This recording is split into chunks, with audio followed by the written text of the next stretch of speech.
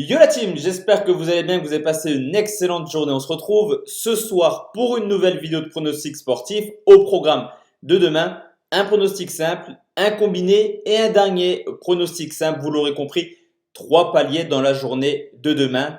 Dès qu'un des trois pronostics passe, on stoppe la série pour prendre le cash et passer à la journée du lendemain.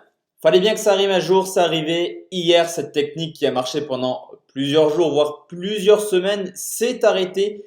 Hier, j'étais parti sur deux pronostics. Étant, je n'ai clairement pas de regrets sur la victoire de la Sociedad à Alavés, tant Alavés était largement supérieur à la Real Sociedad. Du côté du Real Madrid, j'étais parti sur les deux équipes marques. Un but refusé par la VAR, un poteau, pas mal d'actions pour Valence, mais c'est le Real Madrid qui s'impose sur le score de 3-0. 0 sur 2, on assume, mais forcément, il fallait bien que ça arrive un jour. On espère réellement stopper cette petite série et partir sur des gains pour la journée de demain. On commence tout de suite à 13h30 où Watford reçoit Leicester. C'est le 17e qui reçoit le 3e. Les deux équipes ont, somme toute logiquement, des objectifs différents. Pour Watford, le maintien. Pour Leicester, la Ligue des Champions. Du côté de Watford, à domicile, c'est pas extraordinaire. 17 points pris en 4 matchs, cependant 5 petites défaites. Une équipe qui marque très peu, mais qui encaisse également peu de buts, seulement 17 buts encaissés. Du côté de Leicester, 50% de ses déplacements cette année sont des victoires. 7 victoires en 14 matchs. Une équipe qui marque en moyenne 2 buts, mais également qui encaisse très peu de buts. Troisième meilleure défense. Je pense clairement que dans cette rencontre, on aura peu de buts à se mettre sous la dent. Au niveau de l'état de forme, forcément, je vous l'ai dit, c'est la reprise pour les deux équipes, mais les deux clubs ont également les mêmes statistiques en 2020, c'est-à-dire qu'en 9 matchs de Première Ligue, 3 victoires pour Watford et Leicester, 2 matchs nuls, mais également 4 défaites. Watford reste également sur une superbe victoire, 3-0 contre Liverpool à domicile. D'ailleurs, cette année, Liverpool United ont perdu à Watford et du côté de Tottenham et d'Arsenal, ils ont seulement pris le point du match nul. Leicester, je vous l'ai dit, quand même 4 défaites en 9 matchs en 2020 et surtout des points perdus contre des équipes beaucoup plus faibles que je pense à une défaite à Norwich, à Burnley, mais également contre Southampton. Historiquement, ce qu'on peut remarquer, c'est que même s'il n'y a pas de public, je suis d'accord avec vous, mais clairement, le fait de jouer sur son terrain, dans son stade, je pense que ça a quand même une réelle importance. Watford reste tout simplement sur 3 victoires de suite contre Leicester. Et je me dis qu'au vu du classement des deux équipes, clairement, un point arrange tout le monde. Watford continuerait sa lutte contre le maintien. Du côté de Leicester, mine de rien, un petit point pour la reprise leur permettrait de garder le petit matelas d'avance qui sont sur Manchester United. Sur ce coup, je vais prendre la cote la plus haute et je vais vous proposer Watford ou nul, c'est coté 1,70. Place maintenant combiné, la team, c'est un combiné 100% allemand qui se joue à 15h30 multiplex et on se dirige chez le champion d'Allemagne, le Bayern de Munich, qui reçoit Fribourg, le premier qui reçoit le 8e, une équipe de Fribourg qui peut encore espérer aller chercher une place en Europa League, mais forcément ce déplacement à Munich est très compliqué. Munich enchaîne les victoires à domicile, 50 buts marqués, meilleure attaque, alors que du côté de Fribourg, c'est clairement le roi du match nul hors de leur base, 7 nuls en 16 matchs. Alors certes, ça marque pas mal de buts, mais en 16 matchs, également déjà 26 buts encaissés. Ni une ni deux, que ce soit 2009 ou 2020, peu importe l'année, clairement, le Bayern Munich est imbattable. 8 victoires de suite depuis la reprise, ce qui porte à un total de 14 victoires d'affilée. Et forcément, à la pointe de l'attaque, Robert Lewandowski, auteur de 7 buts sur les 7 rencontres qu'il a disputées depuis la reprise. Lewandowski est à 9 buts du record de Gerd Müller. 9 buts en 2 matchs, c'est très compliqué. Mais je pense quand même qu'il va tenter d'aller marquer pas mal de buts demain.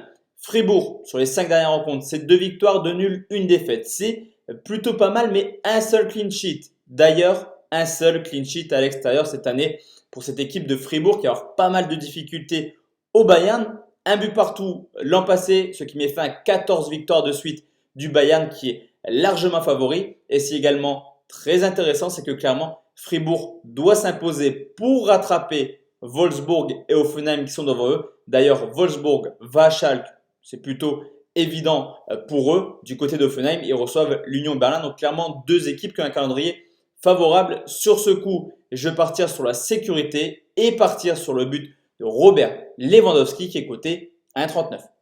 Deuxième match en Allemagne, c'est Cologne qui reçoit Francfort. Et là, je trouve que la cote elle est extrêmement intéressante. C'est le 13e qui reçoit le 9e pour Cologne. Il était temps que la saison se finisse. Pour Francfort, là, il y a un mince espoir, vraiment un petit espoir de rattraper toutes les équipes qui sont devant. À domicile, Cologne, c'est tout ou rien. 6 victoires, 7 défaites pour seulement 3 nuls, 27 buts marqués, 26 encaissés. Ça marque, mais ça encaisse. Du côté de Francfort, c'est idem. C'est l'équipe qui fait le moins de matchs nuls hors de leur base. Seulement un nul cette année. 5 victoires pour déjà 10 défaites. Là aussi, une équipe qui sait marquer hors de leur base. 22 buts marqués, mais qui encaisse également pas mal avec déjà 32 buts encaissés. Je vous l'ai dit, il était temps que la saison se termine pour Cologne. D'ailleurs, depuis la reprise, la donne est simple. 7 matchs, 0 victoire. Alors forcément, 0 clean sheet, une équipe qui encaisse beaucoup de buts en ce moment, mais qui, mine de rien, ne cesse de marquer. D'ailleurs, 18 matchs de suite où Cologne marque au moins un but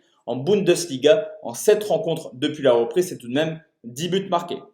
Francfort, c'est idem. Certes, ils sont en forme, mais une équipe capable du meilleur comme du pire, capable de s'imposer 4-1 à l'Hertha Berlin et la semaine d'avant perdre 2-0 à domicile contre Mayence. Une équipe de Francfort qui a également trouvé un buteur en la personne d'André Silva, auteur de 6 buts sur les 7 derniers matchs.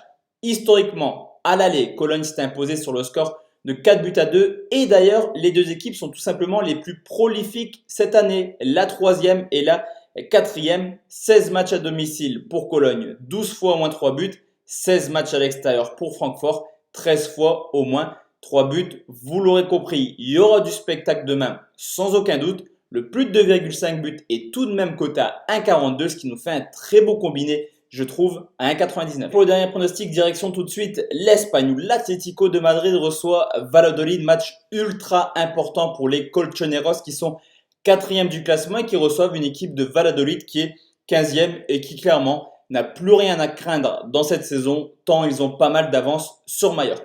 À domicile, on le sait, ce n'est jamais évident de venir s'imposer à Madrid. 8 victoires, 5 nuls pour seulement une défaite. On le sait, l'Atlético Madrid est une équipe extrêmement défensive, seulement 9 buts encaissés. Mine de rien, c'est tout de même 20 buts marqués également cette année.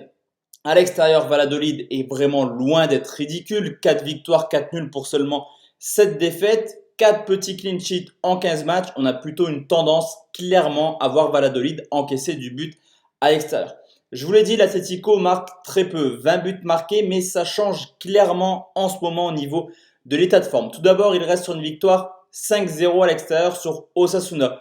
Une victoire qui confirme clairement le regain de forme des hommes de Diego Simeone qui sur les 5 dernières rencontres de Liga n'ont tout simplement jamais perdu et qui viennent surtout d'inscrire 12 buts sur les 5 derniers matchs. Une moyenne de 2 buts par match, ça fait longtemps qu'on n'avait plus vu Madrid marquer autant. Valladolid vient de s'imposer contre les Leganés, de faire match nul contre le Celta Vigo. C'est peut-être le moment pour eux de faire tourner leur effectif pour essayer d'aller chercher des points contre des équipes clairement de leur niveau. Les 10 derniers matchs confirment le fait que Valladolid n'est pas si bon que ça défensivement. 10 derniers matchs, seulement 3 clean sheets. Historiquement, grosse tendance clairement. Même si les matchs durent depuis maintenant quelques années, les 10 dernières rencontres ont vu l'Atlético s'imposer 9 fois. Mais je vous l'ai dit, Valladolid peut par moment créer des petites surprises hors de leur base.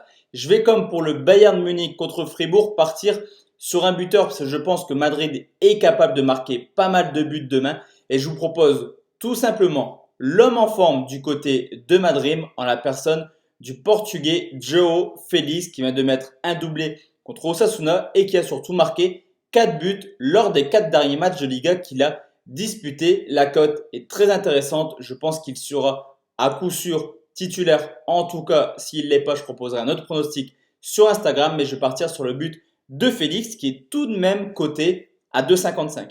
Donc voici la team, mes 4 pronostics pour demain. On se retrouve demain soir pour une nouvelle vidéo. D'ici là, portez-vous bien. Excellente soirée, à bientôt. Ciao, ciao.